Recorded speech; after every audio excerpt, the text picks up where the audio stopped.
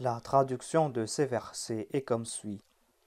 En vérité, ceux qui, par crainte de leur Seigneur, sont constamment en garde contre les péchés, et ceux qui croient au signe de leur Seigneur, et ceux qui n'attribuent pas d'associés à leur Seigneur, et ceux qu'ils donnent le cœur plein de crainte, parce que c'est auprès de leur Seigneur qu'ils retourneront.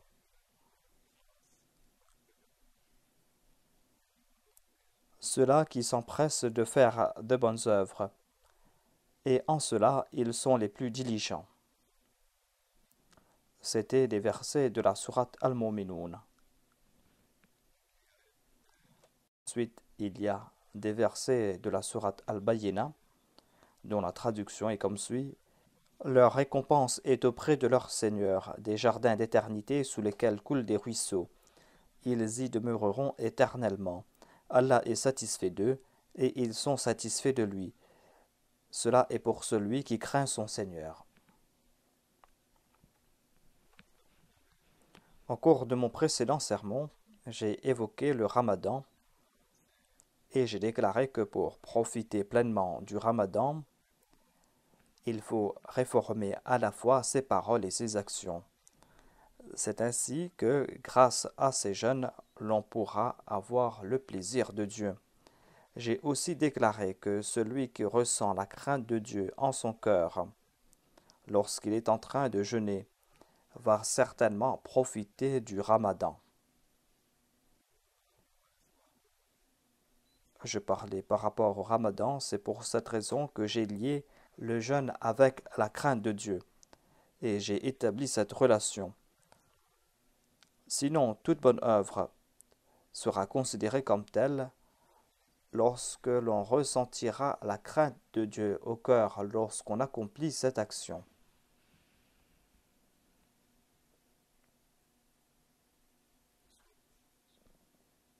J'avais dit la dernière fois qu'il y avait quelques points qui restaient et que je voulais mentionner. Je voulais expliquer la crainte de Dieu, mais il y a quelques points supplémentaires que je vais évoquer aujourd'hui.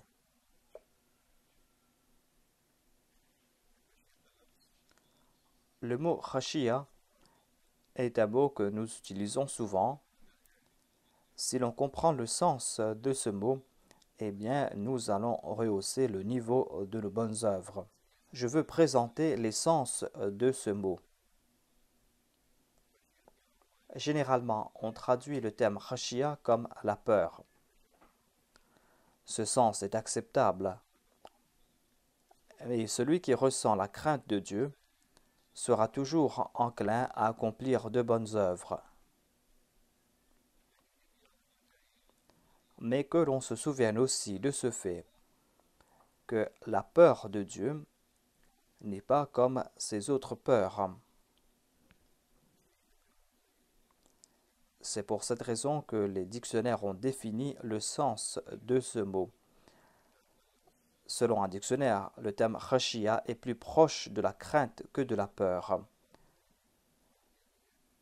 La différence entre khashia et la peur est que la khashia est cette crainte qui naît en raison de l'éminence de la personne que l'on craint. Et cette crainte ou cette khashia indique aussi l'impuissance de la personne qui ressent cette crainte. Voilà ce qu'a déclaré Hadrat Muslim Maud, le deuxième calife, à ce sujet. L'imam Raghib, dans son ouvrage Mufradatul Quran, a déclaré que la khashia signifie la crainte que l'on ressent en raison de la grandeur de quelqu'un. Le terme khashia s'applique à la connaissance que l'on a à propos de la personne que l'on craint.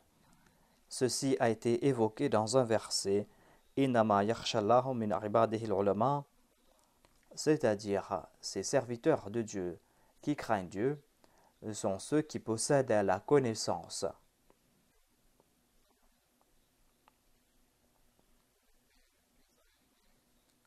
Dans ce verset, on a établi cette relation entre la crainte et les ulémas, les érudits. L'imam Raghib présente l'essence des mots du Saint-Coran à la lumière des autres versets du Saint-Coran. Et il a évoqué ce verset. Ceux qui craignent Dieu ont été évoqués ailleurs dans le Saint-Coran. Tout comme il est dit dans un verset, Man khashiya rahmanu bil ghaib, c'est-à-dire ceux qui craignent Dieu dans l'invisible. C'est-à-dire, l'on va craindre Dieu dans l'invisible lorsqu'on va ressentir cette crainte de Dieu, une crainte qui nécessite la connaissance de Dieu. Voilà en somme quelques explications concernant le terme khashiyya. La khashiyya signifie cette crainte que l'on ressent en raison de l'imminence de quelqu'un. Et cette crainte n'est pas en raison uniquement de ses propres faiblesses. La crainte de Dieu est telle qu'elle exprime la grandeur de Dieu. Et cela démontre aussi le dénuement du serviteur de Dieu. C'est quoi la grandeur de Dieu? C'est d'avoir cette certitude que Dieu est source de toute puissance. Et c'est de comprendre que Dieu embrasse tout et qu'il a créé toutes choses. Et c'est lui qui maintient tout. C'est lui qui est le souverain, tout lui appartient et c'est lui qui accorde de son bon vouloir.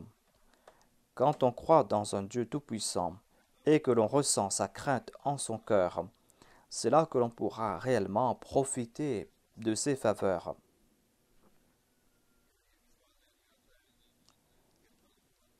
L'on peut aussi se poser cette question que Dieu a déclaré que seuls les ulémas, c'est-à-dire les érudits, ressentent la vraie crainte de Dieu. Est-ce que cela s'applique à toute personne qui se pose en érudit ou à toute personne qui se considère comme telle par orgueil? Ces personnes ressentent-elles la crainte de Dieu et peut-on dire que celui qui n'est pas un alim, un savant, ne peut pas ressentir cette crainte?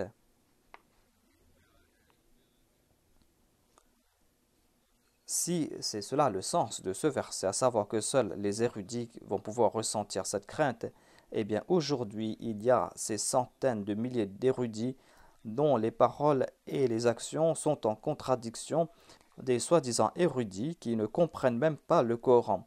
Non seulement qu'ils n'ont pas accepté l'imam de l'époque, mais dans leur animosité à son égard, ils ont commis des actes des plus infâmes, et ils se disent alim ou érudits. Certainement, cela doit nous pousser à réfléchir quant à la définition réelle du terme ulema. Ulema qui a été évoqué ici dans ce verset. Ces ulémas qui ont été présentés ici sont des personnes différentes. Si l'on va considérer comme un alim, comme un érudit, toute personne qui a complété ses études dans une madrasa, tout comme cela se fait dans nos pays, ou si l'on considère comme un savant une personne de ce bas monde, parce que ceux qui sont autour de lui ont conféré ce titre, ou on peut dire aussi qu'un alim, qu'un savant est celui qui a acquis les connaissances de ce bas monde. Le terme alim peut s'appliquer à un savant qui a étudié les sciences de ce bas monde, quelqu'un qui est arrivé au fait de sa connaissance. Il y a par exemple de ces grands scientifiques dont la connaissance est incomparable.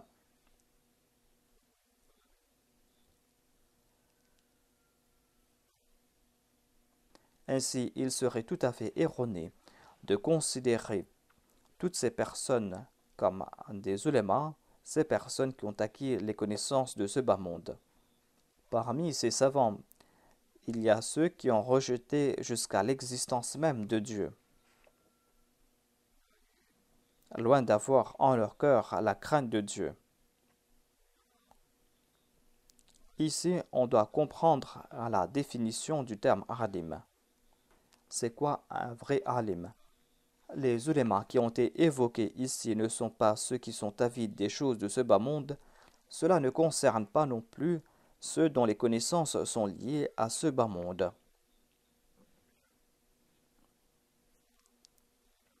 Certes, l'islam est une religion parfaite Et les savants religieux disent qu'ils ont acquis la connaissance de l'islam. Et certains d'entre eux transmettent le message de l'islam aux autres. Dieu a décrété que l'islam va se répandre. Tel est le décret de Dieu. Mais cela ne va pas se faire par l'entremise de ces soi-disant ulémas. Ces ulémas qui ne cherchent que leurs avantages matériels, dont les intérêts matériels sont plus importants. Des ulémas qui ne ressentent même pas la crainte de Dieu. À ce sujet, il y a un fait que j'ai mentionné auparavant. Quand j'étais aux États-Unis, un journaliste m'a interviewé et m'a posé une question à propos de l'islam, en me demandant si je pense que l'islam va se répandre aux États-Unis. Et je lui ai répondu que certainement l'islam va se répandre aux États-Unis et dans le monde entier. Mais cela ne va pas se faire par ces soi-disant gardiens de l'islam. Cela ne va pas se faire par ces soi-disant ulémas. Mais cela va se faire grâce à la Jamaat Ahmadiyya. Et cela va se faire lorsqu'on va conquérir les cœurs et en répandant le message d'amour et de fraternité. Cela ne va pas se faire par le terrorisme et par l'extrémisme. Terrorisme et extrémisme que prônent ces ulémas aujourd'hui. Car tout cela va à l'encontre des enseignements de l'islam. C'est la Jamaat Ahmadiyya qui représente la Jamaat Ahmadiyya. L'islam qui nous a été enseigné par l'imam de l'époque, le Messie promis et le Mahdi promis. C'est lui qui nous a fait comprendre les enseignements véritables de l'islam.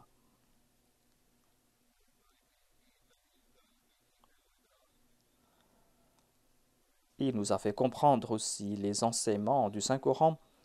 Il nous a expliqué c'est quoi la crainte de Dieu. Et il nous a fait comprendre aussi que personne n'a le monopole de la crainte de Dieu.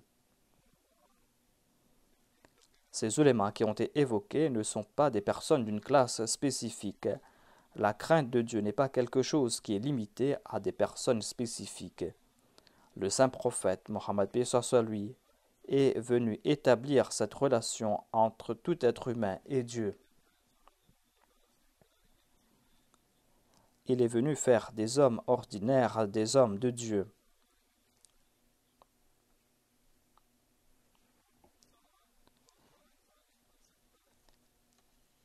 Et l'on ne pourra pas être un homme de Dieu tant qu'on ne fait pas naître en soi la crainte de Dieu.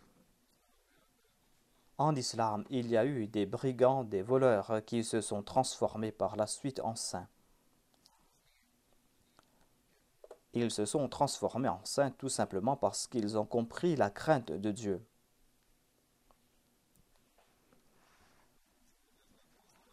Le Messie premier à l'Islam a évoqué dans ses livres et ailleurs des passages de l'ouvrage Tazkiratul Awliya.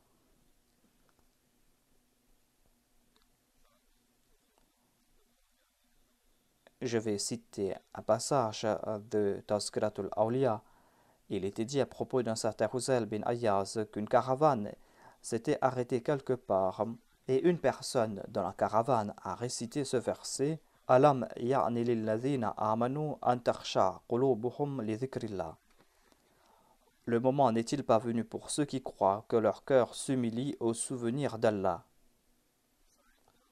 Ce verset a eu un effet électrique sur Huzail bin Ayyaz. C'était comme si quelqu'un l'avait frappé d'une flèche et il a décidé d'abandonner le brigandage. Et il s'est dit que c'est le moment maintenant de marcher sur la voie de Dieu. En prononçant ces paroles, il a pleuré à chaudes larmes. Et par la suite, il s'est consacré au souvenir de Dieu. Plus tard, un jour, il s'est arrêté dans le désert, quelque part où avait campé une caravane. Et un des voyageurs disait que Huzail bin Ayyaz commet ses actes de brigandage sur cette voie et que nous devons changer de route. Huzail, qui était là, a dit « N'ayez aucune crainte, parce que j'ai abandonné le brigandage. » Et il a demandé pardon à toutes ces personnes qu'il a fait souffrir. Lui qui était un brigand a porté le titre de Rahmatullah alayh par la suite. Voilà donc le miracle de la crainte de Dieu. Quand on comprend cela, eh bien, en un instant, un homme tout simple se met dans le rang des ulémas. Et même celui qui était le pire des hommes de son époque s'est placé dans le rang des ulémas.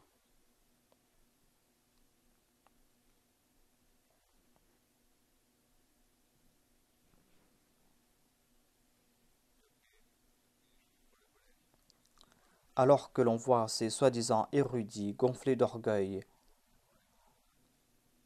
des personnes que l'on considère comme des parangons de vertu, mais il n'y a pas trace de crainte de Dieu en ces personnes. Et quant à celui qui est orgueilleux envers les hommes, il n'aura jamais la crainte de Dieu en son cœur.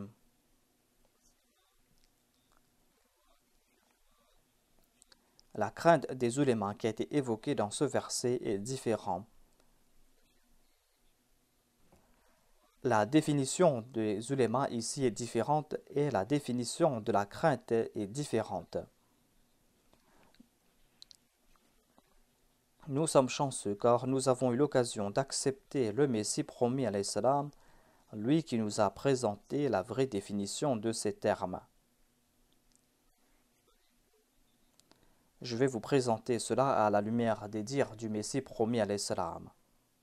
Je voulais vous présenter quelques passages, mais je dois vous présenter tout ce que j'ai choisi car ces passages sont tout importants.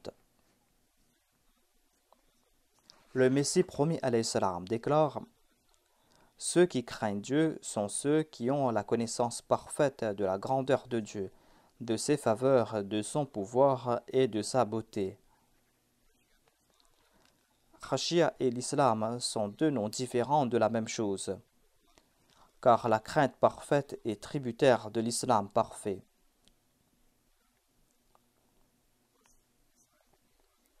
Le sens de ce verset est que pour atteindre l'islam parfait, on doit avoir une connaissance parfaite des attributs de Dieu.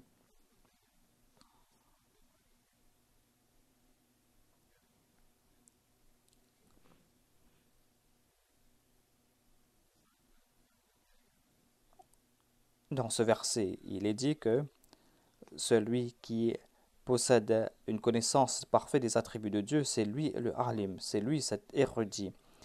Ainsi, pour être un véritable musulman, il est important de connaître les attributs de Dieu, il est important de connaître sa grandeur.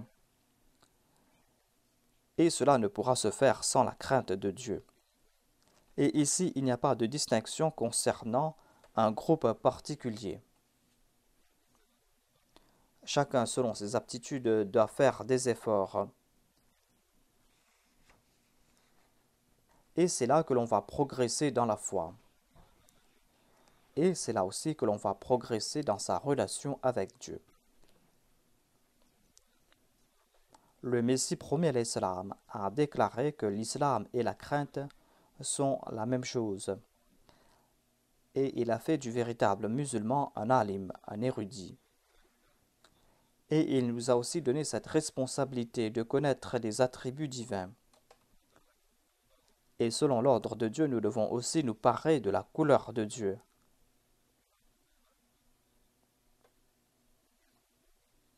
Lorsqu'il en sera ainsi, les portes des faveurs divines vont s'ouvrir davantage. Le Messie promis alayhi salam déclare à ce sujet: les qualités de l'homme sont qu'il sera guidé en ayant une connaissance parfaite de Dieu. Tout comme Allah le déclare dans le Saint-Coran: Innama yakhshallaha min ibadihil ulama. Quant à ceux qui ont des qualités sataniques, eh bien ces personnes ne tombent pas dans cette catégorie. Ceux qui ont ces qualités sataniques ne tombent pas dans cette catégorie. Ainsi, ceux qui disent avoir connaissance, mais qui ne marchent pas sur la voie de la direction, ce ne sont pas eux les érudits, même s'ils possèdent une connaissance superficielle.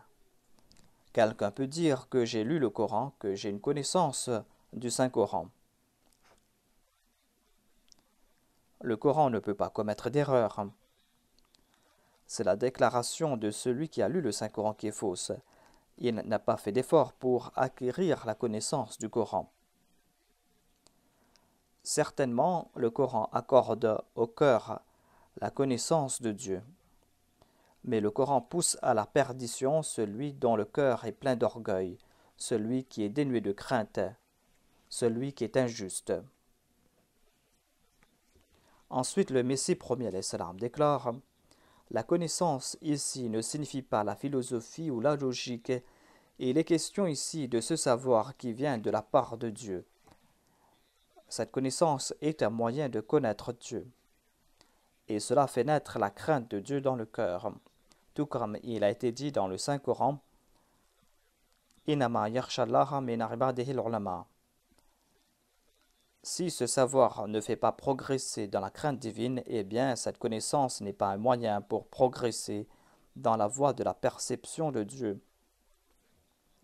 Ainsi, quant à ces personnes qui ne cessent de proférer des mensonges dont les actions respirent la convoitise, ceux qui profèrent des insanités, comme on le voit au Pakistan et ici, dans la plupart des mosquées, et les imams dans leurs sermons ne cessent de proférer des injures contre la Jamaat et contre la personne du Messie promis alayhi salam.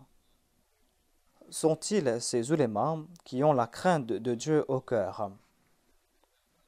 Ils ne sont certainement pas ces ulémas.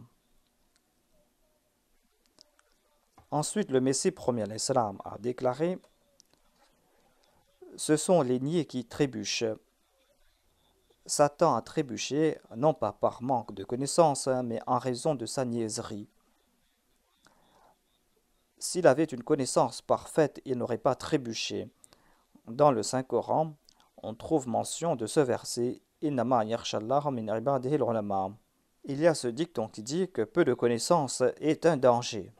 Il en est ainsi de mes adversaires. Ce n'est pas la connaissance qui a détruit mes adversaires, mais c'est leur ignorance qui les a détruits. Ensuite, le Messie promis alayhi salam déclare: quelqu'un qui a la connaissance de Dieu n'est pas celui qui est incomparable dans sa maîtrise de la connaissance de la grammaire, de la logique ou de la philosophie.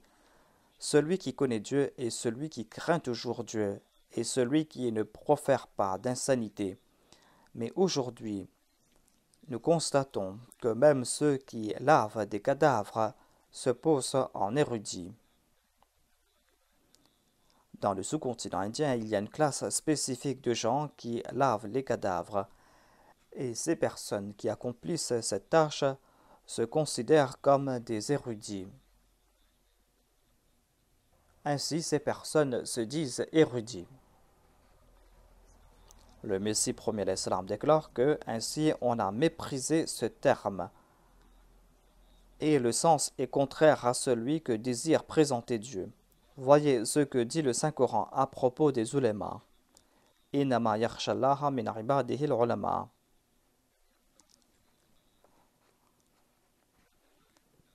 C'est-à-dire, ceux qui craignent Dieu sont ces ulémas, ces serviteurs de Dieu. Quant à celui qui ne possède pas la crainte de Dieu, quant à celui qui ne possède pas la taqwa, il ne peut pas porter le titre de ulama. Ulama est le pluriel du terme alim, et ilm signifie quelque chose qui est certain, et cette connaissance vient de la part de Dieu. Cela ne dépend pas de la philosophie des Grecs ni de celle des Anglais. Cette connaissance, on peut l'acquérir grâce à une foi sincère. L'apogée du croyant et sa perfection est d'atteindre le statut de ulama. Il a déclaré que l'apogée et la perfection du mu'min, c'est d'atteindre le statut de ulama ou d'alim. Et il doit atteindre ce stade de haqqul yakin, qui est le sommet de la connaissance. Tout croyant qui progresse dans sa foi est considéré comme un croyant. Cela ne veut pas dire quelqu'un qui a eu son diplôme de alim. Le Messie premier alayhi salam déclare que ce sont ces croyants qui ont atteint le statut de ulama, et ils ont atteint le stade de la certitude parfaite, qui est le sommet de la connaissance. Mais la personne qui ne possède pas la connaissance parfaite, pour qui on n'a pas ouvert la voie de la connaissance et du savoir, eh bien, cette personne ne peut pas se considérer comme un érudit. Cette personne peut se considérer comme telle, mais elle est dénuée de ses qualités qui accordent la connaissance et cette lumière qui accorde le discernement. Ces personnes sont dans la perdition. Ces personnes sont en train d'emplir leur vie de l'au-delà de fumée et d'obscurité. Quant à ceux qui possèdent le vrai discernement et cette connaissance qui accorde la crainte de Dieu, ce sont ceux-là qui, selon ce hadith, ressemblent aux prophètes des enfants d'Israël. Voilà donc les véritables érudits. À propos de ces ulémas d'aujourd'hui, de ces ulémas qui sont gonflés d'orgueil et qui n'accomplissent aucune action, cela a été évoqué dans un hadith. Il est dit ulama'uhum sharu man tahta adimi sama min indihim takhrujul fitna wa fihim ta'ud. Les ulémas ou leurs ulémas, les ulémas de cette période seront les pires créatures sous la voûte des cieux. Ils trameront des complots qui retourneront contre eux-mêmes. Et nous sommes en train d'en faire le constat aujourd'hui. Tous ces troubles et toutes ces agitations sont les faits de ces soi-disant ulémas. Grâce à ce hadith, l'on comprend que ces soi-disant érudits ne sont pas imbus de crainte de Dieu. Et comme je l'ai dit auparavant, la majorité de ces soi-disant érudits sont la cause de ces troubles et de ces agitations.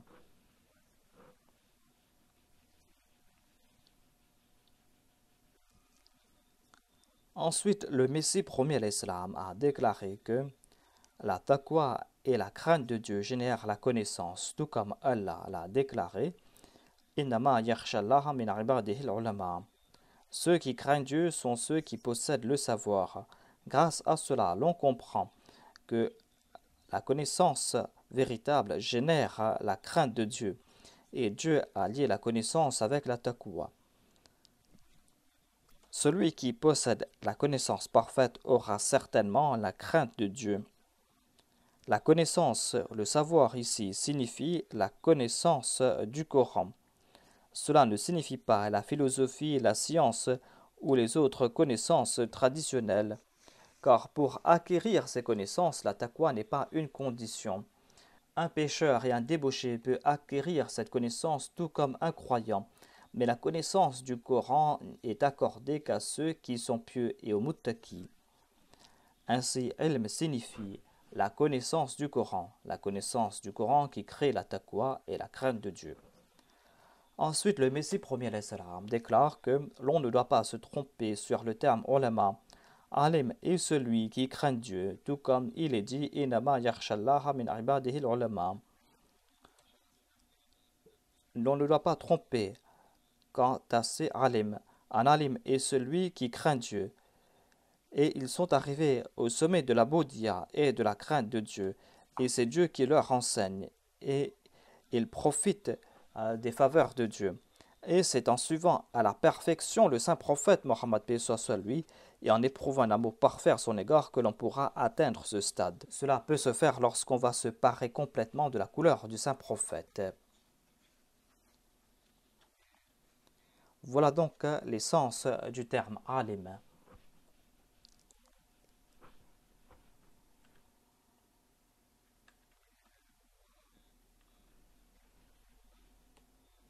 Voilà donc ces ulémas qui ont la crainte de Dieu. Grâce à ces dires du Messie premier à l'Islam, on a pu faire la distinction entre les véritables ulémas et ces soi-disant érudits. D'autre part, nous avons compris notre devoir, à savoir que nous devons faire naître en nous la taqwa et ainsi que la crainte de Dieu, car cela est important pour un croyant, afin qu'il puisse être un véritable croyant. Voilà la responsabilité qu'on nous a confiée. Cela ne concerne pas une classe particulière de personnes. Tout croyant a reçu l'ordre de marcher sur les voies de la taqwa. Il est important de suivre l'exemple du saint prophète Mohammed paix soit sur lui, car sans cela, l'on ne pourra pas acquérir l'amour de Dieu. Au cours de ce ramadan, Dieu nous a ouvert les portes de sa proximité. Il nous a offert aussi le moment propice pour progresser dans la taqwa. Un moment qui exige que nous suivions la voie du saint prophète Mohammed, paix soit lui. Au cours du Ramadan, il y a des dars du Coran, de hadith, nous écoutons tout cela. Nous devons profiter de toutes ces sessions et nous devons lire le Saint-Coran, nous devons l'écouter et nous devons chercher ces voies du discernement et du savoir, ces voies qui vont nous faire progresser dans la taqwa, qui vont faire naître la crainte de Dieu. Je vais présenter quelques points concernant les versets que j'ai cités au tout début de mon sermon. Les 5 premiers versets sont tirés de la sourate Al-Mu'minun. Dans ces versets, l'on a défini les qualités d'un véritable croyant. Dans le premier verset, il est dit que le véritable croyant craint toujours son Seigneur. Il tremble devant son Seigneur. Voilà la véritable crainte que doit ressentir un croyant. C'est-à-dire, il accepte la grandeur de Dieu. Il considère Dieu comme source de toute puissance. Et il est toujours tremblant face à Dieu. Ensuite, il est dit que ce sont ceux qui croient au signe de leur Seigneur. Quels sont ces ayats? Cela concerne tous les commandements de Dieu. Cela concerne les signes qu'il nous a montrés. Cela concerne aussi les miracles qui ont été évoqués dans le Saint-Coran. Tout cela fait partie de ces ayats. Il incombe aux croyants de mettre cela en pratique. Lorsque sa foi sera parfaite, eh bien, il va suivre ses préceptes et ce sera un moyen pour lui de progresser dans sa connaissance. Ensuite, il est dit que le véritable croyant est celui qui n'attribue pas d'associé à son Seigneur. Celui qui croit en Dieu ne commet pas le shirk, mais dans certains cas, l'on est coupable de ces shirks qui sont secrets. C'est pour cette raison qu'il est important de s'examiner de très près. C'est là que l'on sera un véritable croyant. Il est important de faire en sorte que l'on dit et que l'on pratique la vérité à chaque instant. Ensuite, dans ce verset, il est dit que les véritables croyants sont ceux qui servent la foi, ceux qui dépensent leurs biens pour la cause de Dieu, qui dépensent leurs biens et leur temps et qui essayent de suivre les préceptes de Dieu. Mais ils ont toujours la crainte de Dieu au cœur, en se demandant que nous avons accompli ces actions, mais nous ne savons pas si Dieu va accepter cela de notre part ou pas. Attention que nous n'ayons commis une erreur qui nous détourne du plaisir de Dieu. Attention que nous soyons coupables de shirk secret et que cela fasse que nous méritions le châtiment. Attention que nous ayons commis un acte de négligence et que cela ait porté atteinte à notre foi. Attention que cette crainte de Dieu n'ait qu'ostentation. Une fois, Hadrat Aïcha avait demandé au saint prophète le sens de ce verset où il est dit que et ceux qu'ils donnent le cœur plein de crainte, parce que c'est auprès de leur Seigneur qu'ils retourneront. Elle a demandé si ce verset signifie que les hommes peuvent faire ce qu'ils veulent et qu'ils n'ont qu'à craindre Dieu. Le saint prophète a répondu non, il n'en est pas ainsi. Cela signifie accomplir de bonnes œuvres. Et il doit toujours ressentir en son fort intérieur la crainte de Dieu. On doit aussi comprendre que Dieu est indépendant. Il peut accepter une bonne œuvre, il peut rejeter une autre. Il peut accepter celui qu'il désire accepter et rejeter les autres. C'est pour cette raison que l'on doit toujours ressentir la crainte de Dieu. Quand on va se présenter à notre Seigneur, il faut qu'il nous traite avec pardon. Nous ne devons pas être fiers de nos bonnes œuvres. Le saint prophète Mohammed lui récitait une prière qui a été citée dans un hadith. Il est dit qu'un compagnon avait demandé à l'épouse du saint prophète Salma quelle était la prière que le saint prophète Mohammed lui récitait lorsqu'il était chez elle. Salma a déclaré que le saint prophète récitait cette prière souvent. Ya muqallib al-qulub, thabbit qalbi ala dinika. Ô toi qui contrôles les cœurs, fasse que mon cœur soit toujours constant dans ta foi. Salma a déclaré que j'ai demandé au saint prophète pourquoi est-ce qu'il récitait cette prière souvent. Et le saint prophète Mohammed paix soit sur lui a répondu: le cœur de chaque personne se trouve entre les doigts de Dieu. Il peut accorder la constance à la personne de son choix et il peut détourner la personne de son choix. Ainsi, le saint prophète Mohammed paix soit sur lui est venu nous guider. C'est en marchant sur les voies tracées par le saint prophète que l'on va connaître la vraie taqwa et la crainte de Dieu. Et c'est en le suivant que l'on va mériter l'amour de Dieu. Mais voyez un peu la crainte qu'il ressentait à l'égard de Dieu. C'est pour cette raison qu'il nous incombe d'être encore plus vigilants à ce sujet. Ensuite, dans ces versets, il est dit que ce sont ceux-là qui s'empressent de faire de bonnes œuvres.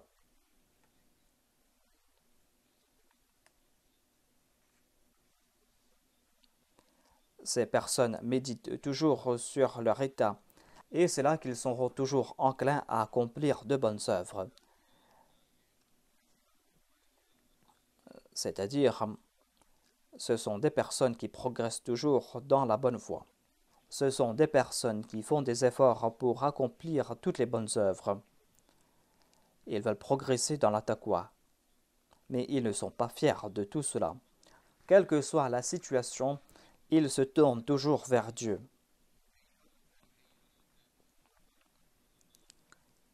Et c'est ainsi qu'ils vont se rapprocher de Dieu. Parmi les faveurs accordées par le saint prophète Mohammed lui, il nous a enseigné comment prier.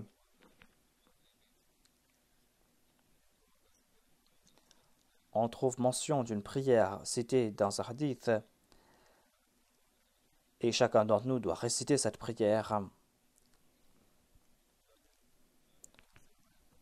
Hadrat Abdullah bin Amr rapporte que le saint prophète a déclaré que on doit faire cette prière: Allahumma inni a'udhu bika min qalbin la yakhsharu wa min du'ain la yasma'u wa min nafsin la tashba'u wa min ilmin la yanfa'u a'udhu bika min hawla'i arba'a.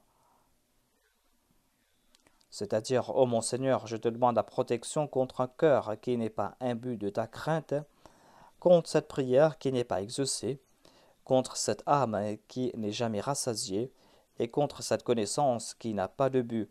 Je te demande la protection contre ces 4 choses. Qu'Allah fasse que nous puissions comprendre cette prière.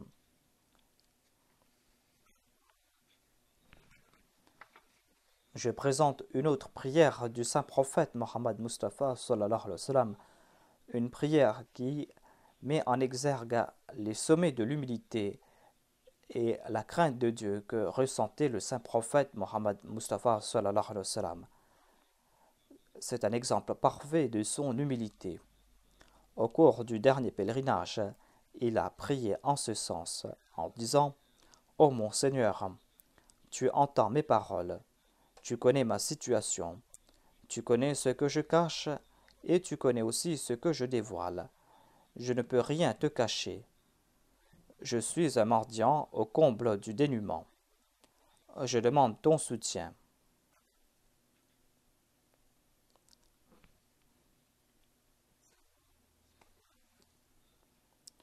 Je demande ton soutien et ta protection, je confesse mes péchés.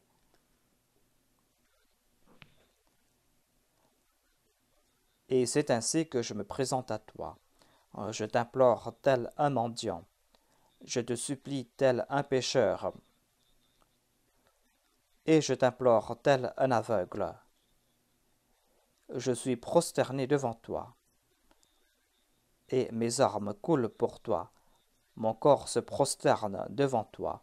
Mon visage est dans la poussière. Ô mon Seigneur, ne rejette pas mes prières. Accorde-moi ta miséricorde. Écoute mes prières, toi celui qui exauce les prières. Toi le bienfaiteur, exauce ma prière. Voilà donc ce grand prophète, sallallahu alayhi wa sallam, celui qui nous a laissé cet exemple de la crainte de Dieu. Il nous a laissé cet exemple. Toutes les actions, toutes les prières du saint prophète Mohammed lui respiraient cette humilité. Il tremblait toujours face au Dieu, en dépit du fait qu'il était le plus proche de Dieu. Et ceux qui se sont attachés au saint prophète Mohammed lui ont eu le plaisir de Dieu. Voilà donc l'exemple que nous devons suivre. Voilà la crainte que nous devons ressentir. Si nous suivons le saint prophète Mohammed lui, et si nous mettons en pratique ses préceptes, eh bien, nous aussi, nous allons attirer le plaisir de Dieu.